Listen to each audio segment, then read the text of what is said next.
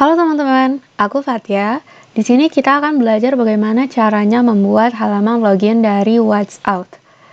Pertama-tama, teman-teman bisa bikin repositori baru di GitHub-nya masing-masing. Misalnya di sini nama repositorinya adalah login. Lalu kasih deskripsi misalnya halaman login menggunakan WhatsApp. Klik public, terus habis itu add readme, add.gitignore, pilih yang pure, script, license-nya kita pilih yang MIT, lalu create repository. Nah, sesudah ini teman-teman bisa klik code, di copy link URL-nya, lalu masuk ke file manager masing-masing. Terserah teman-teman bisa save di mana aja. Lalu klik kanan open git bash here, ketik git clone, lalu shift insert, enter. Lalu kita akan membuka project ini di VS Code dengan cara cd login, lalu code titik. Setelah itu kita akan masuk ke Google Chrome lagi. Teman-teman bisa masuk ke wa.my.id, lalu scroll ke bawah, ada dokumentasi, klik button dokumentasi ini, lalu scroll ke bawah sampai ketemu codingan.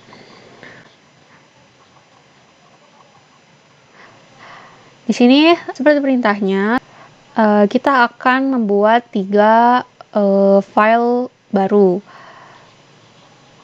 sama ada file tambahan sih. Nah, di sini teman-teman bisa copy codingan dari index.html, lalu masuk ke VS Code, new file, bikin dulu file index.html. Setelah itu dipaste di sini, di save. Title-nya bisa teman-teman ganti sesuai dengan yang teman-teman mau. Lalu kembali lagi ke Google. Lalu di sini ada codingan qr.js, kita copy dan kita masukin ke sini. Bikin dulu filenya namanya qr.js. Paste.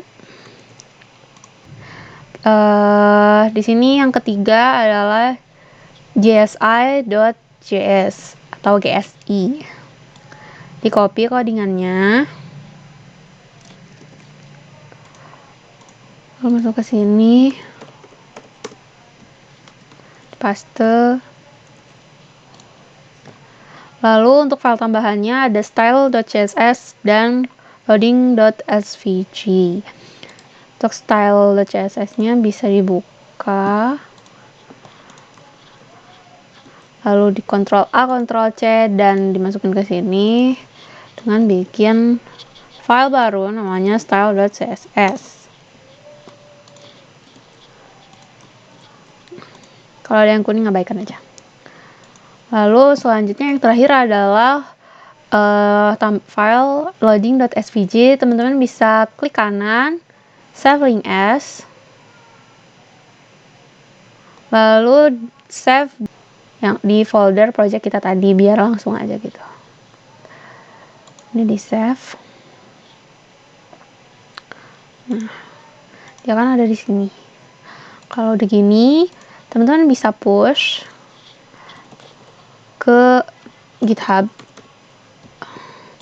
Push dulu.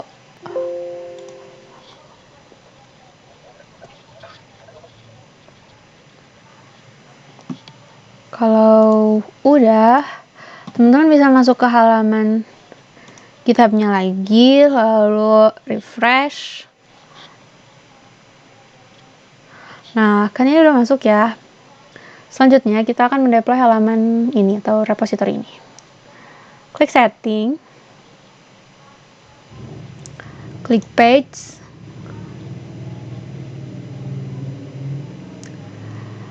Di branch, klik main, lalu save.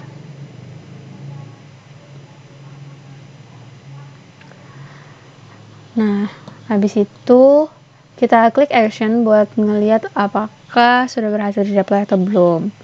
Nah, ini tungguin sampai yang kuning ini berubah menjadi centang hijau.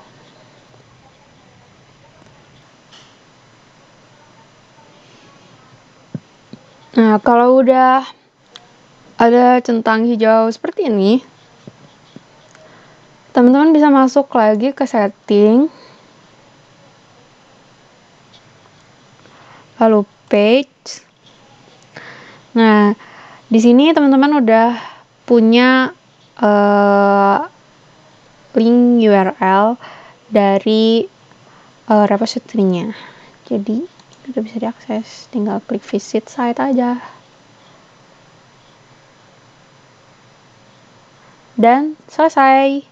Nah, tapi ada saran juga, kalau misalnya di sini kan saya menggunakan pakai default domain ya. Jadi nggak perlu mencentang enforce HTTPS.